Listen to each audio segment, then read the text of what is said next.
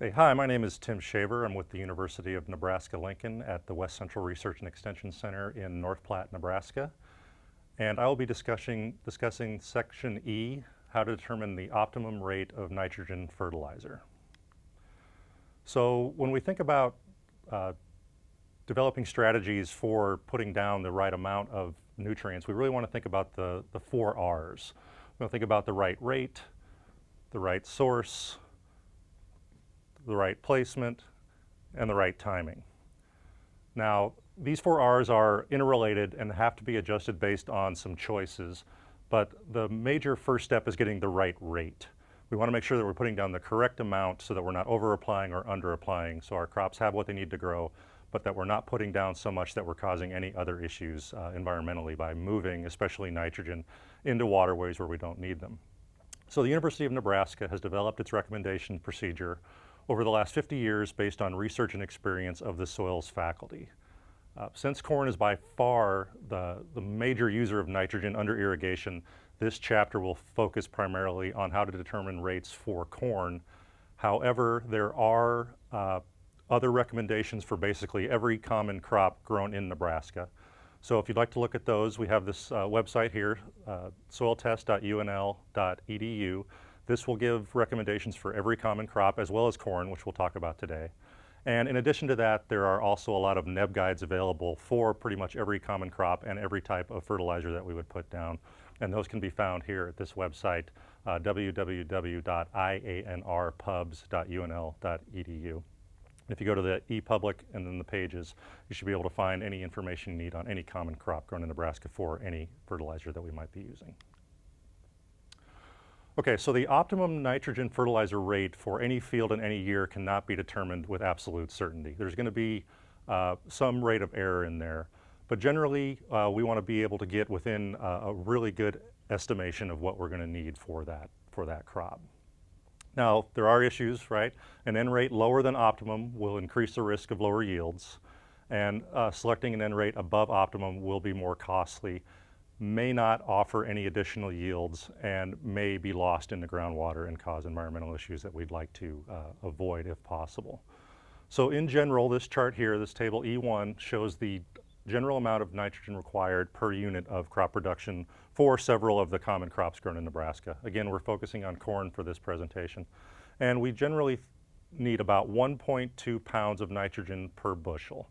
And you can see how it varies with crops. For wheats, we generally need about 2. For grain sorghum, we generally need about 1 pound of nitrogen per bushel. For sugar beets, we need about 20 pounds of nitrogen per ton. For grass pastures, about 40 pounds of nitrogen per ton.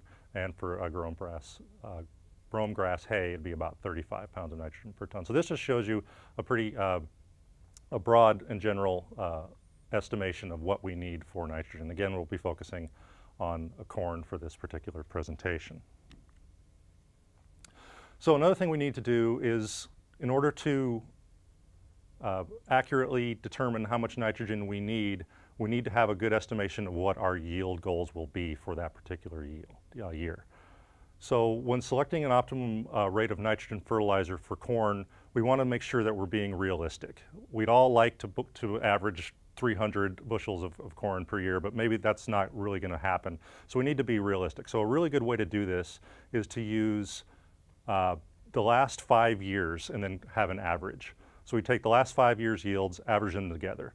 Now, if we have a year where there was something out of place that happened, we can get rid of that one and average without that particular one. And here's an example of that. So in the past year, if we had yields of 208 bushels per acre, 221, 215, 170, and then 205, but in that 4th year, we had a hailstorm that really decreased our yields. We can get rid of that number there. So if we average them with all 5, we'd get a realistic yield goal of 203 bushels per acre. But again, because we had a hailstorm, let's go ahead and get rid of that one. So if we average, omitting that 170 bushels per acre, we'd get a yield goal of about 212 bushels per acre. Now, another thing we want to do, after that averaging of those 5 years, or if we're omitting a year, in this case it'd be 4 years, we want to add about 5% of that just to account for any additional yield that we might be able to pick up. So in that case, to do that, we'd simply take our 212 bushels per acre, we'd multiply it by 1.05, and that would give us a realistic yield goal of 223 bushels per acre, again taking into account that additional 5% that we want to add on to our 5-year average to get our crop yield. The next thing we want to do is it's really important to have good soil sampling. By soil sampling, we can get a really good estimation of how much nitrogen we have in the soil already that will be available for the crop to take up. Now, because nitrate, again we're focusing on nitrogen here, because nitrate is so water soluble, only doing sampling at 1 foot depths or even shallower are not of great use.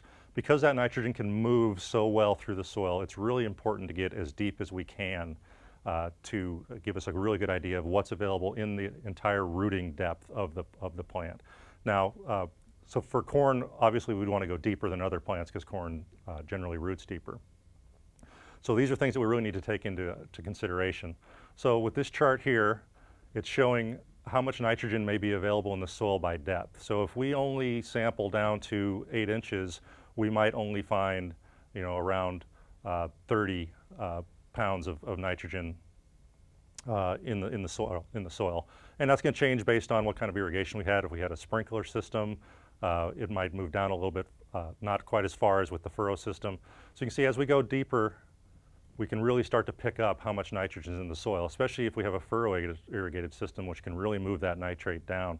And if we didn't sample below this 2 foot or even this 1 foot depth, we'd be missing a lot of nitrogen that's in the soil that really tells us how much nitrogen is already there, which really dictates how much we want to put down. So again, really important to soil sample, and our soil sampling depth becomes really important.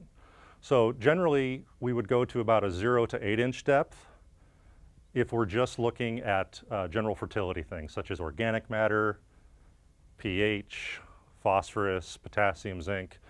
Now we'd also find N in that surface 0 to 8 inches, but we really need to go deeper, as we've just talked about, to really pick up the N. So in order to assess the soil nitrate availability, the ideal sampling depth should be as deep as the effective rooting zone, which I kind of mentioned a little bit before.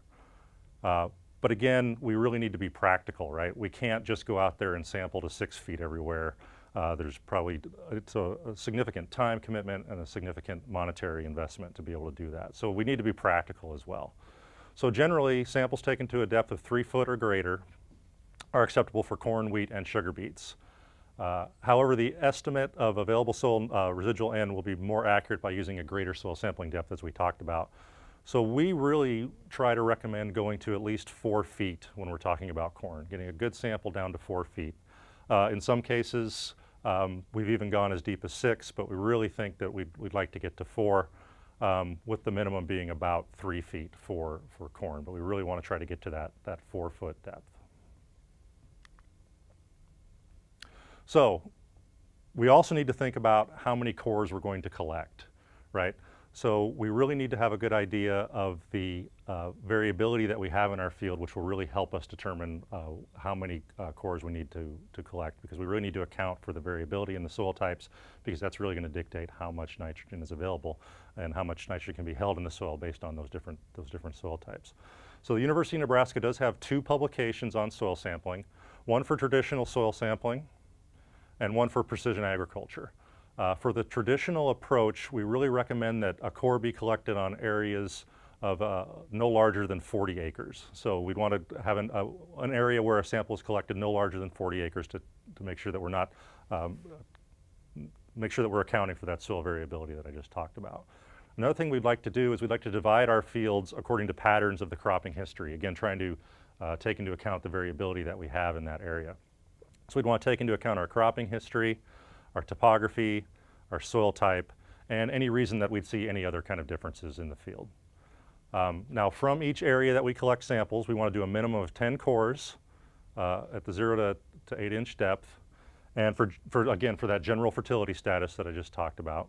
And we want to composite those cores into one sample for each area. So again, we'd want to take these 10 cores in a maximum of 40 acres, composite those into one core that would represent that area. Now we also think that we need at least 4 deep samples Again, we said 2 foot minimum, 3 foot's acceptable, 4 foot is preferred. Really, we'd like to really try to get to at least this 3 foot depth, 4 foot if we can.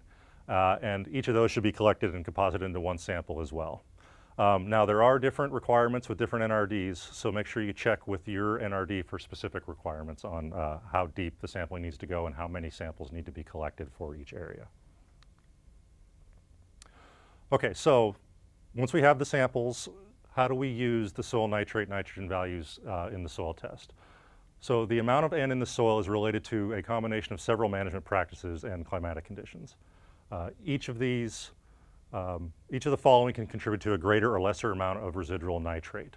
So how much commercial fertilizer was applied in the past, that can really dictate how much is there.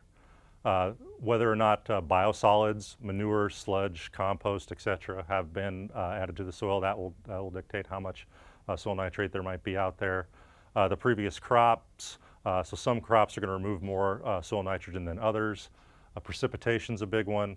We'll have more residual nitrogen available in the soil with a dry fall and spring, and we'll have less residual nitrogen is going to be present in a wet fall and a wet spring. Again, irrigation, water management, and soil organic matter are also going to really dictate how much nitrogen is left in that soil. Okay, so how much N is credited from the soil test is an important question that will affect the final N recommendation. Normally, the ag testing labs from the soil samples will report N in parts per million, or ppm, and they will also do it in pounds of N available per acre. So the UNL N fertilizer recommendations use the weighted average of nitrate nitrogen concentration in ppm in the sampled horizons. What this really means is that regardless of the number of depth sampled, 1 ppm value will be used and entered into the equation that we have that will tell us how much nitrogen we need to apply. So here's an example of that. Here's the cores we collected: 0 to 8 inch depth, 8 to 24 inch depth, 24 to 48 inch depth. So this core sample in length would be 8 inches long. This one would be 16 inches long. This one would be 24 inches long. So if we got these values back from the lab, in the 0 to 8 inch depth, we got an 11 ppm, parts per million of nitrogen. In the 8 to 24 inch depth, we had 7 parts per million nitrogen. And in the 24 to 48 inch depth, we'd have 5 ppms of nitrogen. These numbers would simply be multiplied together, the length of the core by the ppm available, which would yield these numbers. So for the 0 to 8 inch depth would be 88, 8 to 24 would be 112, 24 to 48 would be 120. So we just add these up, so we get 320, and then we put them into this equation right here, right? So we have the total ppm divided by the inch of depth. Now the total inch of depth that we collected was 48, right? Because we went down to 48 inches. So 320 divided by 48 would yield an average of 6.7 ppm, parts per million, of nitrate nitrogen in the soil.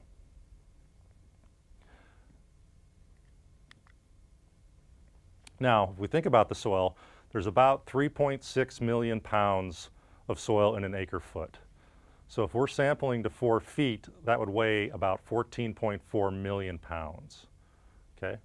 So if we multiply 9 ppm nitrogen, so this is just an example number, let's say we had 9 ppm of nitrogen, by this 14.4 million pounds, we get 130 pounds of nitrogen in the top 4 foot of soil. So in this table here, in table E2, you can see that the number reported is 72 pounds, or 55% of the calculated value. Okay, so it's a little bit more than half of what we just calculated. So the reason why we use this 55% is that it covers some uncertainty about whether all the nitrogen will remain at a specific soil depth or not. Because as we've talked about, nitrogen is very water soluble and moves a lot in the soil, so it can move. So we're really kind of saying, well, we can't really account for all of it, and what we can do is we can really account for about 55% of that potential nitrogen available. So in this table E2, nitrogen fertilizer rate reduction for residual soil nitrate. So this really tells us if we have a residual soil nitrate of 3 ppm, we can reduce the amount of nitrogen needed by the crop by 24 pounds of nitrogen per acre. Okay, so we have 3 ppm in the soil. This tells us we can subtract out 24 pounds of what we would recommend to apply. And then this chart just goes down from there. If we have 9, that accounts, we can subtract out about 72 pounds. If we have 15 ppm in the soil, we can subtract about 120 pounds needed by the crop. 21 ppm, subtract 168, 27, 216. Now for the University of Nebraska equation, we always use 3 ppm if there are no soil tests available. So if we don't know, if we haven't collected our soils, we don't know how much is out there, we'll use that 3 ppm level to tell us that we need to reduce the amount needed by the crop by about 24 pounds of nitrogen per acre. Now again, this average ppm, at least the top 2 feet, but we really do recommend going to at least 3 and 4 if possible with corn. Okay, so how do we determine the nitrogen fertilizer needs for corn? So the University of Nebraska has developed an algorithm, just a mathematical equation, steps in a problem to solve for a specific number, and we'll go through that here in a little bit. This is used to estimate the corn nitrogen fertilizer needs. So this original research was conducted in the early 80s from 81 nitrogen rate experiments on Nebraska soils that cover a wide range of organic matters, soil textures, and residual nitrate levels. The output is a nitrogen recommendation, and the algorithm should be viewed as a whole, not according to the individual parts. So when you look at it, there'll be several individual parts, but we really need to think about it as an entire, the algorithm as an entire system that solves for one question. You need to think about it as a whole. Okay, so then additional nitrogen experiments were done in the early 2000s with an additional 34 sites. Because yields had just increased so much from the 80s to the 2000s, wanted to make sure that this algorithm was still functional with the higher yielding varieties. We found that it is. So these sites were yield levels of greater than 260 bushels, and these were added to the data set to make sure that the algorithm was still robust and that it still worked properly. So this algorithm has been verified with a new set of data by on-farm testing. So this equation that I'll show you has been tested for decades. It's been found to be very accurate and a really good estimate of how much nitrogen we need to apply on our corn. Okay, so here's the algorithm. So this tells us the nitrogen fertilizer needed in pounds per acre. The equation is 35 plus 1.2 times EY, which is expected yield. So EY is expected yield, minus 8 times the average soil nitrate ppm, which we would get from our soil test, minus 0.14 times our expected yield again. So we use the expected yield in 2 parts of this equation, times the organic matter that we would have in the soil, again, from the soil tests that we would have done. And then we would subtract out any other credits that we would have, and I'll talk about those here in a little bit. So, for an example, again, EY is expected yield. This would be 1.05 times our 5-year average from above. So that first example that we used gave us a 5-year average times the 1.05 of 212 times 1.05, which gave us 223. Again, the organic matter is the percent, OM is the percent organic matter determined from a surface soil sample. We do not want to use anything greater than 3% organic matter in this equation. That should not be a big issue for most Nebraska soils. Very few of them should be above that 3%. And then the other credits that we'd want to subtract out would be if we'd just grown soybeans the year before, other legumes, if we've had manure and it's becoming available on a 2nd or 3rd year through mineralization, other organic wastes, and if we have any nitrogen in our irrigation water. This is really important to test as well, along with the soil samples. We really want to test our irrigation water to determine if there's any nitrate in that irrigation water, because that will be supplementing what the corn needs, and that will subtract out how much we need to put down. So that's another really good test to run every year. And there's more information based on these other nitrogen credits in section F of the manual. Okay, so here's an example. So let's calculate how much nitrogen we need. If we've got an expected yield of 223 bushels per acre, a soil organic matter of 2%, and a soil nitrate content of 6.7 ppm. Okay, so if we use the equation, again, we just take 35 plus 1.2 times our expected yield, 223 bushels, minus 8 times our residual soil nitrate level, 6.7 ppm, minus 0.14 times 223, again our expected yield, times 2, which is our organic matter. Okay, so if we just break that down, it's actually pretty simple. 35 plus 268, so 1.2 times 223 is 268, minus 54, which is just 8 times 6.7, that equals 54, minus 62, which is just 0.14 times 223 times 2, right? That'll give us 62. So it just simply is 35 plus 268 minus 54 minus 62, and then we would minus any other credits that we would have in the system from legumes, from irrigation water, et cetera, the things we just talked about. So if we just run the math on this, we would get an N recommendation of 187 pounds per acre.